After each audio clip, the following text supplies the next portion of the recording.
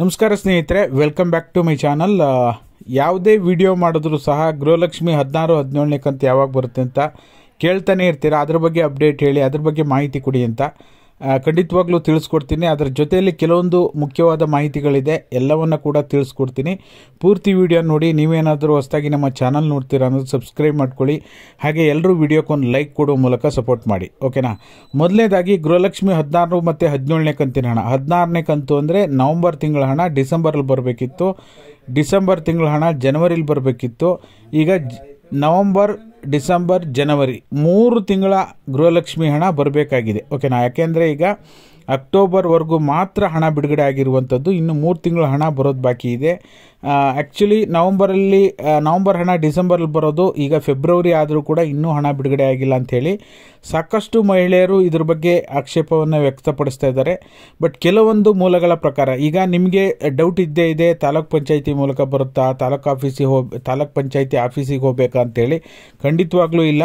16 ಮತ್ತು 17ನೇ ಕಂತಿನ ಹಣ ಯಾವುದೇ ಕಾರಣಕ್ಕೂ ಬದಲಾವಣೆ ಆಗಲ್ಲ. ಮಹಿಳಾ ಮತ್ತು ಮಕ್ಕಳ ಅಭಿವೃದ್ಧಿ ಇಲಾಖೆಯಿಂದ ನೇರವಾಗಿ DBT ಮೂಲಕ ಎಲ್ಲ ಮಹಿಳೆಯರ ಖಾತೆಗೂ ಕೂಡ ಜಮಾ ಆಗುತ್ತೆ. ಅದು ಕೂಡ ಕೆಲವೊಂದು ಮಹಿಳಾ ಮತ್ತು ಮಕ್ಕಳ ಅಭಿವೃದ್ಧಿ ಇಲಾಖೆಯಿಂದ ಬಂದಿರತಕ್ಕಂಥ ಕೆಲವೊಂದು ಅಧಿಕಾರಿಗಳಿಂದ ಬಂದಿರತಕ್ಕಂಥ ಮಾಹಿತಿ ಪ್ರಕಾರ. ಮತ್ತು ಕಮೆಂಟಲ್ಲೂ ಕೂಡ ನಾವು ಅಲ್ಲೇ ವರ್ಕ್ ಮಾಡೋದು ಸರ್, ನಮಗಿರೋಂಥ ಇನ್ಫಾರ್ಮೇಷನ್ ಪ್ರಕಾರ ಅಂತಲೇ ತಿಳಿಸಿದ್ದಾರೆ. ಅದರಿಂದ ಹೇಳಬೇಕು ಅಂದರೆ ಈಗ ಫೆಬ್ರವರಿ 16ನೇ ತಾರೀಕಿಂದ ಫೆಬ್ರವರಿ 15ನೇ ತಾರೀಕು ನಂತರ, ಓಕೆನಾ, ಮೊದಲು ಗೃಹಲಕ್ಷ್ಮಿ 16ನೇ ಕಂತಿನ ಹಣ ಬಿಡುಗಡೆ ಆಗುತ್ತೆ ಅಂತ ಹೇಳಿದ್ದಾರೆ. 16 ಮತ್ತು 17 ಒಟ್ಟಿಗೆ ಜಮಾ ಆಗಲ್ಲ. ಖಂಡಿತವಾಗ್ಲೂ ಕೆಲವೊಂದು ಸೋಷಿಯಲ್ ಮೀಡಿಯಾದಲ್ಲಿ 4,000 ಒಟ್ಟಿಗೆ ಬರುತ್ತೆ ಅಂತ ಹೇಳ್ತಿದ್ದಾರೆ. ಬಟ್ ಆದರೆ 16ನೇ ಕಂತು ಮೊದಲು ಬಿಡುಗಡೆ ಆಗುತ್ತೆ. ಬಿಡುಗಡೆ ಆಗಿ ಒಂದು 10-15 ದಿನ ಅದು ಜಮಾ ಆಗಲಿಕ್ಕೆ ಸರಿ ಆಗುತ್ತೆ. ಆಮೇಲೆ 17ನೇ ಕಂತಿನ ಹಣ ಜಮಾ ಆಗುವಂಥದ್ದು. ಸದ್ಯಕ್ಕೆ ಅದನ್ನಾದರೂ ಬಿಡುಗಡೆ ಮಾಡಿದರೆ ಸಾಕು ಸರ್ಕಾರ. 16ನೇ ಕಂತು ಫಸ್ಟ್ ಜನರಿಗೆ ಬಿಡುಗಡೆ ಆಗಲಿ. ಯಾಕೆಂದರೆ ಫೆಬ್ರವರಿ 15ನೇ ತಾರೀಕು ನಂತರ ಗೃಹಲಕ್ಷ್ಮಿ ಯೋಜನೆಯ 16ನೇ ಕಂತಿನ ಹಣ ಜಮಾ ಆಗುವಂಥ ಸಾಧ್ಯತೆ ಇದೆ, ಓಕೆನಾ. ಹಾಗಾಗಿ ಕೆಲವೊಂದು ಯಾಕೆಂದರೆ ಈಗ ನಿಮಗೆ ಗೊತ್ತೇ ಇದೆ, ಈಗ ಲಕ್ಷ್ಮೀ ಹೆಬ್ಬಾಳ್ಕರ್ ಮೇಡಮ್ ಎಲ್ಲೂ ಕೂಡ ಕಾಣ್ತಾ ಇಲ್ಲ, ರೆಸ್ಟ್ ತೊಗೊಬೇಕು ಅಂತ ಕೂಡ ಹೇಳಿರೋದ್ರಿಂದ ಯಾವುದೇ ಕಾರ್ಯಕ್ರಮಗಳಲ್ಲೂ ಕೂಡ ಭಾಗಿಯಾಗ್ತಾ ಇಲ್ಲ. ಅವರು ಯಾವುದೇ ಸ್ಟೇಟ್ಮೆಂಟ್ಗಳನ್ನು ಕೂಡ ಕೊಡ್ತಾ ಇಲ್ಲ, ಓಕೆನಾ.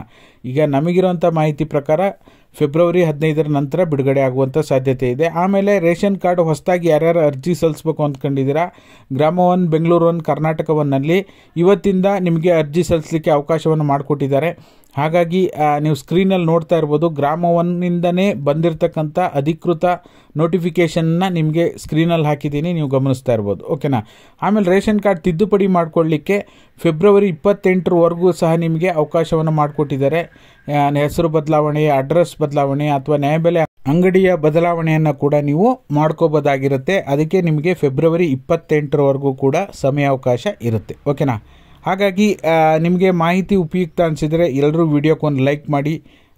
ಹಾಗೆ ನಿಮಗೇನಾದರೂ ಹಣ ಬಿಡುಗಡೆ ಆದರೆ ನಮ್ಮ ಫೇಸ್ಬುಕ್ ಮತ್ತು ಇನ್ಸ್ಟಾಗ್ರಾಮನ್ನು ಫಾಲೋ ಮಾಡ್ಕೊಳ್ಳಿ. ಯೂಟ್ಯೂಬ್ ಸೆಕ್ಷನ್ ಅಬೌಟ್ ಸೆಕ್ಷನ್ನಲ್ಲಿದೆ ಲಿಂಕು, ಕ್ಲಿಕ್ ಮಾಡಿಬಿಟ್ಟು ಫಾಲೋ ಮಾಡ್ಕೊಳ್ಳಿ. ಟೆಲಿಗ್ರಾಮ್ ಮತ್ತು ವಾಟ್ಸಪ್ ಚಾನಲ್ಗೆ ಜಾಯ್ನ್ ಆಗಿರ್ರಿ. ಏನೇ ಪ್ರೂಫ್ ಬಂದರೂ ನಿಮಗೆ ಅಪ್ಡೇಟ್ ಮಾಡುವಂಥ ಕೆಲಸ ಮಾಡ್ತೀವಿ. ಇದಾಗಿತ್ತು ಈ ಕ್ಷಣದ ಮಾಹಿತಿ. ವಿಡಿಯೋ ನೋಡಿದ್ದಕ್ಕಾಗಿ ಎಲ್ರಿಗೂ ಕೂಡ ಧನ್ಯವಾದಗಳು. Thank you all. Thank you so much for watching.